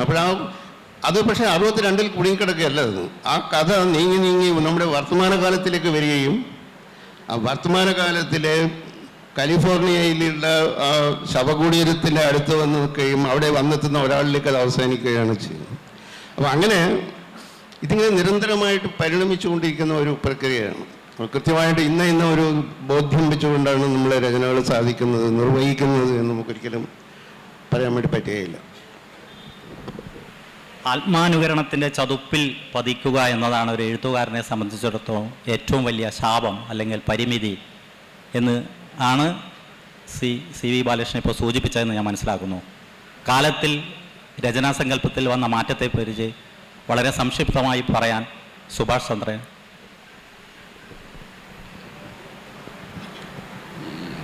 സങ്കേതങ്ങൾ മാറുന്നു, കാലം മാറുന്നു, ചരിത്രത്തിൻ്റെ പ്രയാണപഥത്തിൽ വലിയ വ്യത്യാസങ്ങൾ വരുന്നു. അതിനനുസരിച്ച് നമ്മുടെ ആവിഷ്കാരങ്ങളും മാറേണ്ടതുണ്ട്. എന്നാൽ ബ്ലാക്ക് ആൻഡ് വൈറ്റ് ചിത്രങ്ങൾ എടുത്തിരുന്നൊരു കാലത്തിൻ്റെ അതിൽ നിന്ന് ഭിന്നമായിട്ട് കളറ് വന്നപ്പോൾ അതൊരു പരിഷ്കാരമായിട്ട് മാത്രം ഒതുക്കപ്പെട്ടില്ല. ബ്ലാക്ക് ആൻഡ് വൈറ്റ് ചിത്രത്തിൻ്റെ സാധ്യതകൾ ഇപ്പോഴും ഉണ്ട്.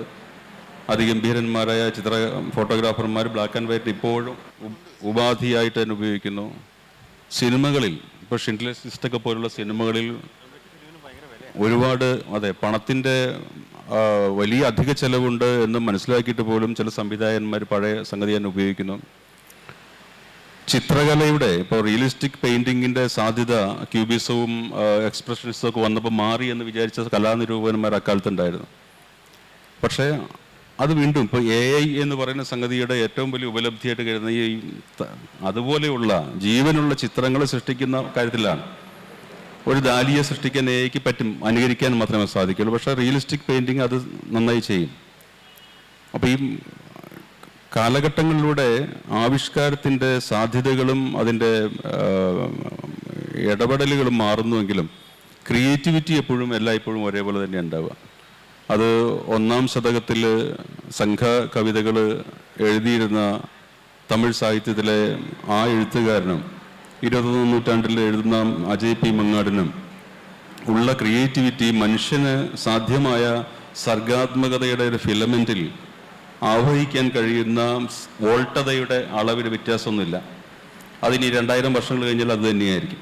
അതിലൂടെ എങ്ങനെയാണ് ഇത് ആവിഷ്കരിക്കപ്പെടുന്നത്, അതിനകത്ത് ഒരാൾ എത്രമാത്രം സഫലമാകുന്നുണ്ട് എന്നുള്ളതാണ് പ്രധാനപ്പെട്ട കാര്യം. അതായത് പഴയ കാലത്തിൽ ഇല്ലാത്ത എന്തെങ്കിലും കഴിവുകൾ പുതിയ കാലത്ത് ഉണ്ടായി വരികയോ ഇപ്പോഴില്ലാത്ത എന്തെങ്കിലും കഴിവുകൾ ഭാവിയിൽ 2000 വർഷം ഉണ്ടാവുകയോ ചെയ്യുമെന്ന് വിചാരിക്കുന്ന ഒരാളല്ല ഞാൻ. ഒരു ജന്തു എന്നുള്ള നിലയ്ക്ക് മനുഷ്യന് സാധ്യമായ സർഗാത്മക ക്രിയേറ്റിവിറ്റി സൃഷ്ടിപരതയുടെ ഒരളവിന് ഒരിതുണ്ട്, ഒരു മീറ്ററുണ്ട്. ആ മീറ്ററിൻ്റെ അകത്തേ നമുക്കിത് സാധിക്കാൻ പറ്റുള്ളൂ, അതിൻ്റെ അപ്പുറത്തേക്ക് പോകാൻ പറ്റില്ല. അത് നമ്മളെല്ലാ കാലത്തും പല മാധ്യമങ്ങളിൽ പല രീതിയിൽ പല കാലങ്ങളിൽ പല ദേശങ്ങളിൽ നമ്മൾ ആവിഷ്കരിച്ചുകൊണ്ടേയിരിക്കുകയാണ്. ഒരു പറ്റം സർഗാത്മകരായ ആളുകൾ ഭൂമിയിൽ അതിങ്ങനെ സൃഷ്ടിച്ചുകൊണ്ടേയിരിക്കുകയാണ്. അതിൻ്റെ കൂട്ടത്തിലെ ചെറിയ വെളിച്ചങ്ങൾ മാത്രമാണ് ഇവിടെ ഇരിക്കുന്ന ഈ 3 പേരും. അത്രയും വലിയ മഹാസംഘം ക്രിയേറ്റിവിറ്റിയുടെ ലോകത്തുള്ള ഒരു പുണ്യാത്മാക്കളായ ഒരു മഹാസംഘത്തിൻ്റെ ഒപ്പം ഇരിക്കുന്ന അംഗങ്ങൾ, ഒരു വലിയ മഹാസഭയിലെ അംഗങ്ങൾ മാത്രമാണ് നമ്മൾ. അത് തുടർന്നുകൊണ്ടിരിക്കും.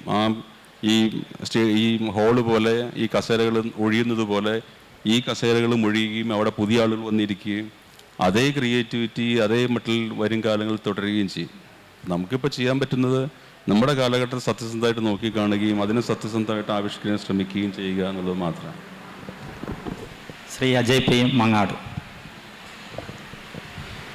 ഇതിൻ്റെ തുടർച്ചയായിട്ട് പറയാനുള്ള ഒരു കാര്യം, നമ്മൾ ഈ പറഞ്ഞ പോലെ കാലം മാറുന്നു, മനുഷ്യർ മാറുന്നു, നമ്മുടെ സാമൂഹിക സാഹചര്യങ്ങൾ മാറുന്നു.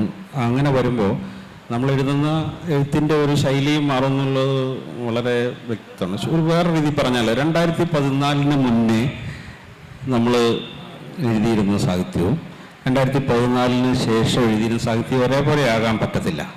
നിങ്ങൾക്കറിയാം എന്തുകൊണ്ടാണ് 2014 ഒരു മാർക്കിംഗ് ആകുന്നുള്ളത്. അപ്പം ഞാനൊക്കെ ഒരു എന്തെങ്കിലുമൊക്കെ എഴുതി തുടങ്ങിയ ഒരു കാലത്ത് ഞങ്ങളുടെ ഒരു തലമുറ ഞങ്ങളുടെ ചരിത്രത്തെ നിർണയിച്ച ഒരു പോയിന്റ് ബാബറി മസ്ജിദ് ധ്വംസനത്തിന് ശേഷവും അതിന് മുന്നേ എന്നും പറഞ്ഞാണ്. അതങ്ങനെ കൃത്യമായൊരു ഡിവൈഡ് ഉണ്ട് ചരിത്രത്തിൽ. നമ്മൾ അടിയന്തരാവസ്ഥയ്ക്ക് ശേഷവും അടിയന്തരാവസ്ഥയ്ക്ക് മുന്നേ എന്ന് പറയുന്നത് പോലെ ഇത്ര ചില ദശാസന്ധികളുണ്ട് ചരിത്രത്തിൽ. അപ്പം അതിൽ ജീവിക്കുന്ന ഒരു എഴുത്തുകാരൻ സ്വാഭാവികമായിട്ടും അതിൻ്റെ ഒരു ഭാഗമായിട്ട് ആ ഒരു പ്രവാഹത്തിൽ ഏതെങ്കിലും രീതിയിൽ പെട്ടുപോകുമെന്നാണ് ഞാൻ മനസ്സിലാക്കുന്നത്. ഒരു സൂക്ഷ്മതലത്തിലെങ്കിലും അയാൾ ഈ ഒരു സാമൂഹിക സാഹചര്യങ്ങളിൽ പ്രതികരിക്കുന്ന ആ രീതിയിലുള്ള ഒരു ഭാഷ സ്വീകരിക്കും, ഒരു ആവിഷ്കാര രീതി സ്വീകരിക്കുമെന്നാണ് എനിക്ക് തോന്നുന്നത്. നേരത്തെ ഇവിടെ സൂചിപ്പിച്ച ഒരു കാര്യമുണ്ട്. നമ്മൾ സാമൂഹിക മാധ്യമങ്ങളൊക്കെ വളരെ സജീവമായി കഴിഞ്ഞപ്പോൾ ഒരുപാട് എഴുത്തുകാർ, പുതിയ എഴുത്തുകാർ, അച്ചടിക്കപ്പെടുന്ന എഴുത്തുകാരും അച്ചടിക്കപ്പെടാത്ത എഴുത്തുകാരും ഒരുപാട് എഴുത്തുകാർ രംഗത്ത് വന്നിട്ടുണ്ട് എന്നുള്ളതാണ്. ഒരുപാട് പേര് അവരുടെ ആത്മാവിഷ്കാരവുമായി രംഗത്ത് വന്നിട്ടുണ്ട്. അതിൽ നല്ലൊരു ശതമാനം സ്ത്രീകളാണെന്നുള്ളതാണ്. ഇത് ലോകത്ത് എമ്പാടും നമ്മൾ എടുത്ത് നോക്കിയാൽ ലിറ്റററി ഫിക്ഷൻ രംഗത്ത്, സീരിയസ് ലിറ്റററി ഫിക്ഷൻ രംഗത്ത് എഴുതുന്നവരിൽ 80% ആളുകളും സ്ത്രീകളാണെന്നുള്ളതാണ് പുതിയ കണക്ക്. അപ്പോൾ ഇതൊരു വലിയൊരു ചേഞ്ചാണ്. ഒരു സ്ത്രീ ലോകത്തെ നോക്കിക്കാണുന്ന ഒരു രീതി ഒരു പുരുഷൻ നോക്കിക്കാണുന്നത് പോലെയല്ല. ഇപ്പോൾ ഞാൻ ഈ നിങ്ങളോട് സംസാരിക്കുമ്പോൾ ഈ വേദിയിലുള്ളതിൽ ഏതാണ്ട് 95% ആൾക്കാരും പുരുഷന്മാരാണ്. സ്ത്രീകളുടെ ഒരു വലിയ കുറവ് ഇവിടെയുണ്ട്. ഇതേ കുറവ് നമ്മുടെ സാഹിത്യരംഗത്ത് വർഷങ്ങളായിട്ട് നൂറ്റാണ്ടുകളായിട്ടുണ്ടായിരുന്നു. അത് പരിഹരിക്കാനുള്ള വലിയൊരു ശ്രമം ലോകത്തെമ്പാടും നടക്കുന്നുണ്ട്, നമ്മുടെ നാട്ടിൽ നടക്കുന്നുണ്ട്. അതിൻ്റെ ഒരു കാരണം, വളരെ അടിസ്ഥാനപരമായ കാരണം, ജാതി മൂല്യങ്ങൾക്ക് പകരം ജനാധിപത്യ മൂല്യങ്ങൾ സമൂഹത്തിൽ ശക്തമായി വേരോടിയിട്ടുണ്ട് എന്നുള്ളതാണ്. ഒരു ജനാധിപത്യ മൂല്യത്തിന് വിലയുള്ള ഒരു ഓപ്പൺ സൊസൈറ്റിയിൽ മാത്രമേ എല്ലാവർക്കും ആത്മാവിഷ്കാരം നടത്താൻ പറ്റുള്ളൂ. അല്ലെങ്കിൽ നമ്മൾ പറയും ചില പ്രത്യേക വിഭാഗങ്ങളിൽപ്പെട്ട ആളുകൾ, ചില പ്രത്യേക പുതിയ സാഹചര്യങ്ങളിൽ വളർന്നവർ, ചില പ്രത്യേക പരിശീലനം ലഭിച്ചിട്ടുള്ള ആൾക്കാർക്ക് മാത്രമേ സാഹിത്യം എഴുതാൻ പറ്റുള്ളൂ. ഇപ്പോൾ ആ ഒരു രീതി ഭയങ്കരമായിട്ട് മാറിയിട്ടുണ്ട്. ഇതൊരു വിസ്ഫോടനത്തിൻ്റെ സമയമാണ് വാസ്തവത്തിൽ. അത് ലോകത്തെമ്പാടും വളരെ എന്താ പറയുക, വളരെ പോളറൈസ്ഡ് ആയിട്ടുള്ള ഒരു രാഷ്ട്രീയ സാഹചര്യം നിലനിൽക്കുന്ന ഒരു സാഹചര്യത്തിനകത്ത് സാഹിത്യം അതിനോട് അത്രയും പോളറൈസ്ഡ് ആയ ഒരു സാഹചര്യത്തിനകത്ത് ഈ പോളറൈസേഷനെതിരായിട്ട് ഒരുമിച്ച് നിൽക്കുന്ന മനുഷ്യന് പരസ്പരം ആശയവിനിമയം നടത്താൻ പറ്റുന്ന ഒരിടം എന്ന നിലയിൽ സാഹിത്യം നമുക്കൊരു സമാധാനം തരുമെന്ന് ഞാൻ വിചാരിക്കുന്നു. അപ്പം നമ്മൾ ഏറ്റവും കൂടുതൽ പേര് ഈ ആത്മാവിഷ്കാരം നടത്തുന്ന ഒരു സാഹചര്യത്തിലേക്ക് വന്നാൽ മറുവശത്തുള്ള ഈ പോളറൈസ്ഡ് ആയിട്ടുള്ള ഈ പ്രത്യയശാസ്ത്രങ്ങളുടെയും ആശയങ്ങളുടെയും ആ കുത്തൊഴുക്കിനെ പിടിച്ചു നിർത്താൻ എഴുത്തിന് സാധിക്കും, വായനക്കാർക്കും സാധിക്കും എന്നാണ് ഞാൻ വിചാരിക്കുന്നത്. അത്തരത്തിൽ ഈ മാറ്റം എന്നുള്ളത് ഒരു സൂചകമായ സംഗതിയായിട്ടാണ് ഞാൻ കാണുന്നത്. എല്ലാ തരത്തിലുള്ള മാറ്റം എഴുത്തിൽ വരുന്നത്, കൂടുതൽ ആളുകൾ വരുന്നു എന്നുള്ളത്, അതിനകത്ത് നല്ലതോ ചീത്തയോ എന്നൊക്കെ ഉള്ളത് വേറെ ഒരു മൂല്യവിചാരത്തിൻ്റെ പ്രശ്നമാണ്. അടിസ്ഥാനപരമായിട്ട് ഒരു സമൂഹം എന്ന നിലയിൽ സമൂഹത്തിലെ എല്ലാ രംഗങ്ങളും അടഞ്ഞു പോയിക്കൊണ്ടിരിക്കുമ്പോൾ, അപ്പം നമ്മുടെ വീട്ടിലാണെങ്കിലും സമുദായത്തിലാണെങ്കിലും സമൂഹത്തിലാണെങ്കിലും രാജ്യത്താണെങ്കിലും ഈ അടച്ചു വെക്കുന്ന, വിഭാഗീയമായിട്ട് അടച്ചു നിർത്തുന്ന ഘടകങ്ങളേ ഉള്ളൂ നമ്മൾ. പക്ഷെ സാഹിത്യത്തിൽ അത് ബാധകമല്ല എന്നുള്ളതാണ്. സാഹിത്യത്തിൽ ഈ അതിരുകളില്ലാത്ത, മനുഷ്യന് അതിരുകളില്ലാതെ ഒരുമിച്ച് നിൽക്കാൻ പറ്റുന്ന ഒരേ ഒരു ഇടം ശരിക്കും സാഹിത്യമാണ്. അപ്പോൾ അതുകൊണ്ട് അതിലേക്ക് കൂടുതൽ ആളുകൾ വരുന്നത്, കൂടുതൽ വായനക്കാർ വരുന്നത്, കൂടുതൽ എഴുത്തുകാർ വരുന്നത് എപ്പോഴും ഒരു സംസ്കാരം, അത് പരിഷ്കൃതിയുടെ കുറച്ചുകൂടെ ഒരു ഉയർന്ന നിലയിലേക്ക് പോകുന്നു എന്നുള്ള എൻ്റെ ഒരു ലക്ഷണമായിട്ടാണ് ഞാൻ കാണുന്നത്. അതിപ്പോൾ സംഭവിക്കുന്നുണ്ടെന്നുള്ളതാണ് എൻ്റെ ഒരു വിശ്വാസം. നന്ദി. അടുത്തതായി ശ്രോതാക്കൾക്കുള്ള ഊഴമാണ്.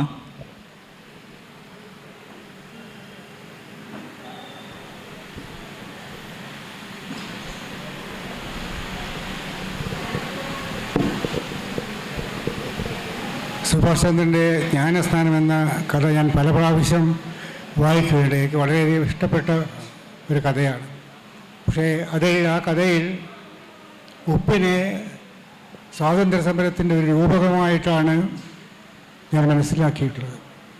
ആ കഥ അവസാനിക്കുമ്പോൾ താങ്കൾ പ്രയോഗിച്ച അമോദി എന്ന പദം സ്വാതന്ത്ര്യാനന്തര ഭാരതത്തിലെ വർത്തമാനകാല ജീവിതം സ്വാധീനിച്ചെഴുതപ്പെട്ടതാണോ എന്നൊരു സംശയം ഞാൻ സതുദ്ദേശത്തോടുകൂടി ചോദിക്കുകയാണ്.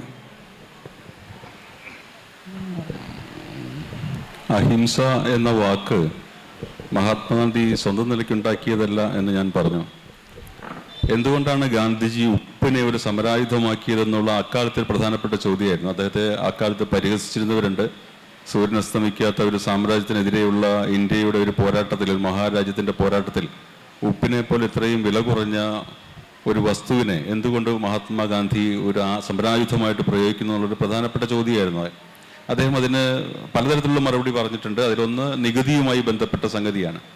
പക്ഷെ ഒരു എഴുത്തുകാരൻ എന്നുള്ള നിലയ്ക്ക് അതിനെപ്പറ്റി ആഴത്തിൽ ആലോചിച്ചപ്പോൾ ഞാൻ മനസ്സിലാക്കിയത് അഹിംസ എന്നുള്ള അദ്ദേഹത്തിൻ്റെ തത്വശാസ്ത്രം ഏതെങ്കിലും ഒന്നിൽ അതിൻ്റെ വെണ്മ പ്രസരിപ്പിക്കുന്ന ഒരു വസ്തുവിലേക്ക് നമ്മൾ പരാവർത്തനം ചെയ്താൽ അത് ഉപ്പ് ആണ് എന്ന് നമുക്ക് തിരിഞ്ഞു കിട്ടും. അതായത് ആ കഥയിൽ പറയുന്നത് പോലെ മനുഷ്യന് അടക്കമുള്ള എല്ലാ ജന്തുക്കളും ജീവോ ജീവസ്യ ജീവനം എന്ന ഒരു പ്രമാണത്തെ ആസ്പദമാക്കി ഇതര ജീവനുകളെ ഭക്ഷിച്ചുകൊണ്ടാണ് ജീവിക്കുന്നതെങ്കിൽ ജീവനുള്ള വസ്തുക്കൾ അല്ലെങ്കിൽ ജീവനുള്ള വസ്തുക്കളിൽ നിന്ന് ലഭിക്കുന്ന മറ്റ് വസ്തുക്കൾ, സസ്യമായിട്ടും മൃഗമായിട്ടുമുള്ള ഇതര ജീവനുകളിൽ നിന്നുള്ള വസ്തുക്കളെയാണ് നമ്മളെല്ലാ ജന്തുക്കളും ഭക്ഷിക്കുന്നത്.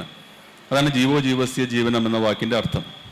എന്നാൽ അങ്ങനെ അല്ലാത്ത ഒരു വസ്തു മനുഷ്യൻ മാത്രം ഭക്ഷിക്കുന്നുണ്ട്. വെള്ളം ഒഴിച്ചു നിർത്തിയാൽ മനുഷ്യൻ കഴിക്കുന്ന ഭക്ഷണ പദാർത്ഥം ഉപ്പാണ്. ഉപ്പിൽ ഹിംസയുടെ എലമെൻ്റ് ഇല്ല, ഘടകമില്ല. ഉപ്പ് പൂർണ്ണമായിട്ടും അഹിംസയാണ്. അത് ഒരു ജന്തുവിൻ്റെയും ഒരു സസ്യത്തിൻ്റെയും അതിൽ നിന്ന് നിഷ്പാദിപ്പിച്ചെടുക്കുന്ന അല്ലെങ്കിൽ ഉൽപ്പാദിപ്പിക്കുന്ന സംഗതിയല്ല. അപ്പോൾ ഉപ്പിലേക്ക് മഹാത്മാഗാന്ധി എത്തിയത്, ഉപ്പിനെ ഒരു സമരായുധമാക്കിയത് ഈ അഹിംസ എന്ന് പറയുന്ന അദ്ദേഹത്തിൻ്റെ ഒരു ആദർശത്തെ, അദ്ദേഹത്തിൻ്റെ ഋഷി തുല്യമായ ഒരു മനസ്സ് അദ്ദേഹം എങ്ങും എക്സ്പ്രസ് ചെയ്തിട്ടില്ലെങ്കിലും, അദ്ദേഹം എഴുതിയിട്ടുള്ള ലേഖനങ്ങളൊന്നും പറയുന്നില്ലെങ്കിലും ഈ ഉപ്പ് എന്ന് പറയുന്ന വസ്തുവിൽ വെച്ച് മീറ്റ് ചെയ്യുന്നുണ്ട്, തമ്മിൽ മുട്ടുന്നുണ്ട്. അപ്പോൾ അങ്ങനെയുള്ള ഒരു കാലത്തിൻ്റെ ഒരു മഹാത്മാവ്, പോയ കാലത്തിൻ്റെ ഒരു മഹാത്മാവ് അഹിംസയെ ഉപ്പായി സ്വീകരിച്ചപ്പോൾ നമ്മുടെ സമകാലിക ലോകത്ത് ഹിംസയുടെ, നേരത്തെ അജയ് പി മങ്ങാട് പറഞ്ഞതുപോലെ ഹിംസയുടേതായൊരു വലിയ പശ്ചാത്തലം നമുക്ക് ചുറ്റുമുണ്ട്.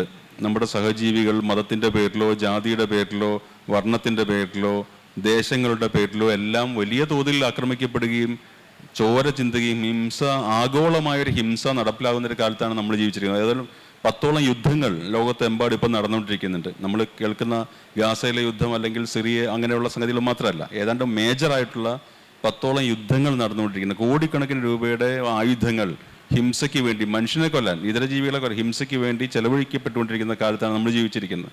ഇപ്പോൾ ഗാന്ധിയുടെ കാലത്തെ 1930 ദണ്ഡി യാത്രയെ ആസ്പദിച്ചൊരു കഥ എഴുതുമ്പോൾ അതിൽ ഈ സമകാലത്തിൻ്റെ ഹിംസയുടെ എലമെൻ്റ് കൊണ്ടുവരണമെന്ന് വലിയ ആഗ്രഹമുണ്ടായിരുന്നു. അതുകൊണ്ടാണ് നേരത്തെ പറഞ്ഞ പോലെ അഹിംസ എന്നും അസ്തേയമെന്നും അപരിഗ്രഹമെന്നുള്ള വാക്കുകൾ സൃഷ്ടിച്ചതുപോലെ മഹാത്മാഗാന്ധി അക്കാലത്ത് സൃഷ്ടിക്കുമായിരുന്ന, അല്ലെങ്കിൽ ഇക്കാലത്തിൻ്റെതായ ഒരു പ്രജ്ഞയെ അദ്ദേഹത്തിൽ പ്രക്ഷേപിച്ചാൽ അദ്ദേഹം സൃഷ്ടിക്കുമായിരുന്ന ഒരു വാക്കായിട്ട് അമോദി എന്ന വാക്കിനെ അത് അതിനുവേണ്ടി എഴുതപ്പെട്ട വാക്കല്ല, ആ കഥയുടെ പര്യവസാനത്തിൽ സ്വാഭാവികമായി എത്തിച്ചേർന്ന ഒന്നാണ്. അമോദി, ജ്ഞാനസ്നാനം എന്നാണ് ആ കഥയുടെ പേര്. ജ്ഞാനസ്നാനം എന്ന കഥയുടെ ലാറ്റിൻ, ജ്ഞാനസ്നാനം എന്ന വാക്കിൻ്റെ ലാറ്റിൻ നിഷ്പത്തി അമോദിയ, അമോദിയ എന്നാണ്. ജ്ഞാനസ്നാനം, വിശുദ്ധമായ കുളി എന്നാണ് അർത്ഥം. അപ്പോൾ അതിൽ തന്നെ അമോദിയ എന്നുള്ള വാക്ക് അതുമായിട്ട് റൈം ചെയ്യുന്നുണ്ട്. അപ്പോൾ അതെങ്ങനെയോ കലയുടെ ഒരു സന്ദർഭത്തിൽ സർഗാത്മകതയുടെ നിമിഷത്തിൽ കോയിൻ ചെയ്തു വന്ന ഒന്നാണ്.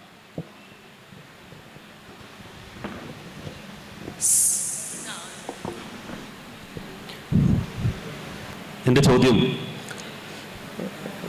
വർത്തമാനകാലത്ത് എഴുത്തുകാരുടെ എണ്ണം വർദ്ധിച്ചിട്ട് തന്നെ ഉള്ളൂ എന്നതാണ്. എന്നാൽ പൊതുവായന മരിച്ചുകൊണ്ടിരിക്കുന്നു എന്ന ഒരു തോന്നൽ എന്നെ സംബന്ധിച്ചുണ്ട്. എന്തുകൊണ്ടാണ് മുൻകാലങ്ങളെ എഴുത്തുകാർ ഉപയോഗിച്ചിരുന്ന ആ തൂലിക പടവാളാക്കിക്കൊണ്ട് ഭരണകൂടങ്ങൾക്കെതിരെ, ഉദാഹരണമായി മുമ്പ് മരുഭൂമികൾ ഉണ്ടാകുന്നു എന്ന പോലുള്ള എഴുത്തുകൾ, അത് സമൂഹത്തിലെ ഭരണകൂടങ്ങൾക്കെതിരെയുള്ള ശക്തമായ ചാട്ടുളികളായിരുന്നു.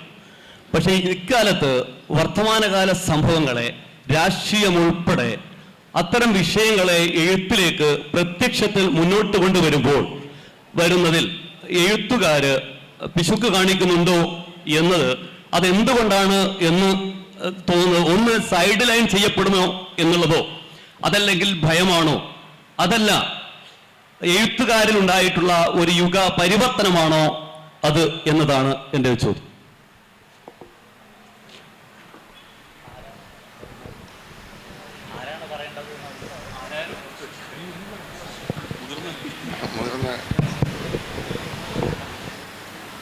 പുതിയ കാലത്ത് വായനക്കാരുടെ എണ്ണം കുറയുകയും എഴുത്തുകാരുടെ എണ്ണം വർദ്ധിക്കുകയും ചെയ്തു എന്നുള്ളത് ഒരു വസ്തുതയാണ്. മുമ്പൊക്കെ എഴുത്തുകാർ വളരെ കുറവായിരുന്നു. ഇപ്പോൾ കോഴിക്കോട് മുമ്പ് എസ്.കെ. പൊറ്റക്കാട് നടന്നു പോകുമ്പോൾ അദ്ദേഹത്തെ കാണാൻ വേണ്ടിയിട്ട് രണ്ട് ഭാഗത്തും ആളുകൾ ഈ വീടിൻ്റെ മതിലിൻ്റെ ഭാഗത്ത് നിന്നിട്ട് ഇങ്ങനെ നോക്കുമായിരുന്നു, പ്രത്യേകിച്ചും സ്ത്രീകൾ നോക്കുമായിരുന്നു എന്ന് എം ടി വാസുദേവൻ പറഞ്ഞു കേട്ടിട്ടുണ്ടായിരുന്നു. അപ്പോൾ പിന്നീട് എഴുത്തുകാരുടെ എണ്ണം വളരെ വർദ്ധിച്ചുകൊണ്ട് പോകുന്ന ഓരോരുത്തരും എഴുത്തുകാരായതുകൊണ്ട് സ്ത്രീകളോ മറ്റുള്ളവരോ അതിന് മെനക്കെടാറില്ല ഇപ്പം. കാരണം എല്ലാവരും എഴുത്തുകാരാണ്. എഴുത്തുകാരിൽ തന്നെ വായനക്കാർ വളരെ കുറവാണ്. എഴുത്തുകാർ തന്നെ വായിക്കുന്നവർ വളരെ കുറവാണ്. വളരെ ഗൗരവപൂർണ്ണ വായന തുടരുന്ന വളരെ കുറച്ച് എഴുത്തുകാർ മാത്രമേ ഉള്ളൂ എൻ്റെ അനുഭവത്തിൽ. പിന്നെ ഇവിടെ ഇപ്പോൾ പറഞ്ഞ ഒരു കാര്യം, ഇപ്പം എൻ്റെ ഒരു നിലപാട് എപ്പോഴും ഉണ്ടായിരുന്നു, അധികാരത്തിനെ ചോദ്യം ചെയ്യുക എന്നുള്ളതാണ് എഴുത്തിലെ രാഷ്ട്രീയം എന്നാണ് ഞാൻ വിശ്വസിക്കുന്നത്. അപ്പം അതിന് ഈ അധികാരത്തിൻ്റെ പരിഗണനകൾ ഒന്നും നേടാതെ, അതിനൊന്നും ആഗ്രഹിക്കാതെ, മോഹിക്കാതെ സ്വതന്ത്രമായിട്ട് നിന്നിട്ട് അതിനെ വിമർശിക്കുക, അതിൻ്റെ എപ്പോഴും സത്യത്തിൻ്റെ ഭാഗത്ത് നിൽക്കുന്ന ആളായിരിക്കണം എഴുത്തുകാരനെന്നാണ് ഞാൻ വിശ്വസിക്കുന്നത്. യേശുക്രിസ്തു പറഞ്ഞത് അതാണ്, ഞാൻ സത്യത്തിന് സാക്ഷി നിൽക്കാമെന്ന ആളാണ് എന്നാണ് യേശുക്രിസ്തു പറഞ്ഞത്. അപ്പം സത്യവും യേശുവും രണ്ടാണെങ്കിൽ ഞാൻ യേശുവിൻ്റെ കൂടെ നിൽക്കുമെന്ന് ഒരു മഹത്തായ വാക്യമുണ്ട്, അത് ദോസ്തോയെവ്സ്കി പറഞ്ഞതാണ്. സത്യവും യേശുവും ഒന്ന് തന്നെയാണ്, അതുകൊണ്ട് അതിനെ നമുക്കതിൽ നിന്ന് ഭിന്നമായിട്ട് കാണാൻ വേണ്ടി പറ്റുകയില്ല. അപ്പോൾ എഴുത്തുകാർ സത്യത്തിൻ്റെ ഒപ്പം നിൽക്കണം. അങ്ങനെ സത്യത്തിൻ്റെ ഒപ്പം നിൽക്കുമ്പോൾ അവർക്ക് നഷ്ടപ്പെടലുകളുണ്ടാവും, അപകടങ്ങളുണ്ടാവാം, ഭീഷണികളുണ്ടാവാം. പക്ഷെ അതിനൊക്കെ നേരിടാനുള്ള തൻ്റെ ഇടം എഴുത്തുകാർ കാണിക്കണം. പക്ഷേ ഈ ഒരു ഗൗരവമാർന്ന ഒരു സമസ്യ നമ്മുടെ പുതിയ കാലത്തെ എഴുത്തുകാർ ഉൾക്കൊള്ളുന്നുണ്ടോ എന്നുള്ള ഒരു ചോദ്യമുണ്ട്. അത് വളരെ അവരുടെ രചനകൾ അവരിപ്പോൾ വിജയം നേടാനുള്ള ഫോർമുലകൾ കണ്ടെത്തുകയും ആ ഫോർമുലകൾ വെച്ചിട്ടുള്ള രചനകൾ വിജയം കാണുമ്പോൾ അതിന് ശേഷമുള്ള ആളുകൾ അതേ ഫോർമുല ഉപയോഗിച്ചിട്ട് വീണ്ടും എഴുതുകയും ചെയ്യുന്ന ഒരു രീതിയാണ് ഇപ്പോഴും മലയാളത്തിൽ പ്രചാരത്തിലുള്ളത്. ആ ഒരു രീതി ഇപ്പോഴും മലയാളത്തിലുണ്ട്. അതിലൊരു മൊത്തം ഒരു ലാഘവത്വം കൈവന്നിട്ടുണ്ട് രചനയുടെ കാര്യത്തിൽ. അതിൻ്റെ ഒരു രചന എന്ന് പറയുന്നത്, എഴുത്ത് എന്ന് പറയുന്നത് വളരെ ഗൗരവമായിട്ടുള്ള ഒരു പ്രവൃത്തിയാണ്. അത് സമൂഹത്തോടുള്ള ഒരു ഉത്തരവാദിത്വം നിറവേറ്റലാണ് എന്നൊക്കെയുള്ള വിശ്വാസം പുലർത്തിക്കൊണ്ടാണ് ഈ കാലപത്രയും ഞാൻ എഴുതിയിട്ടുള്ളത്. അതെനിക്ക് നെഞ്ചിൽ കൈവച്ചിട്ട് പറയാൻ വേണ്ടി കഴിയും. സത്യസന്ധമല്ലാത്ത ഒരു കാര്യവും ഞാൻ എഴുതിയിട്ടില്ല, ഞാൻ വിശ്വസിക്കാത്ത ഒരു കാര്യവും ഞാൻ എഴുതിയിട്ടില്ല. അപ്പോൾ പുതിയ ആൾക്കാരോട് നമുക്ക് പറയാനുള്ളത് ആ രീതിയിലുള്ള ആത്മാർത്ഥതയോടുകൂടി സത്യസന്ധതയോടുകൂടി, ഹെമിംഗേ പറഞ്ഞിട്ടുള്ള ഒരു വാക്യമുണ്ട്, സത്യസന്ധമായ എഴുത്താണ് നല്ല എഴുത്തെന്നാണ് ഹെമിംഗേ പറഞ്ഞിട്ടുള്ളത്. വിജയിക്കുന്ന എഴുത്തല്ല, വിജയിക്കുന്ന എഴുത്തല്ല പറയുന്നത്. ആദ്യം പറയുന്നത് സത്യസന്ധമായിട്ടുള്ള എഴുത്താണ് നല്ല എഴുത്ത് എന്നാണ്. അപ്പോൾ ആ സത്യസന്ധത നമ്മുടെ എഴുത്തുകാർക്ക് കൈവരിക്കാനാകട്ടെ എന്നാണ് എൻ്റെ പ്രാർത്ഥന.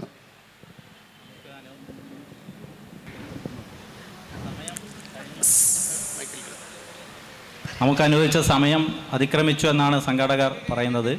അപ്പോൾ ഈ സംവാദ സദസ്സുകൾക്ക് എത്തിയ എല്ലാവർക്കും നന്ദി പറയുന്നു. ഔപചാരിക നന്ദി പ്രകാശനത്തിന് ദാമോദരൻ മാഷ് ക്ഷണിക്കുന്നു.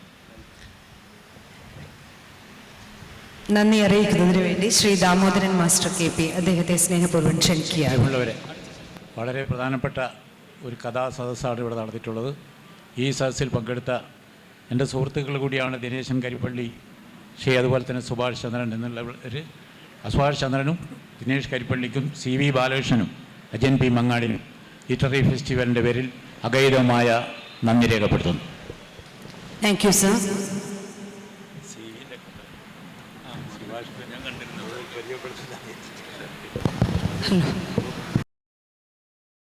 സെഷൻ ആരംഭിക്കുകയാണ്. വാക്കിൻ്റെ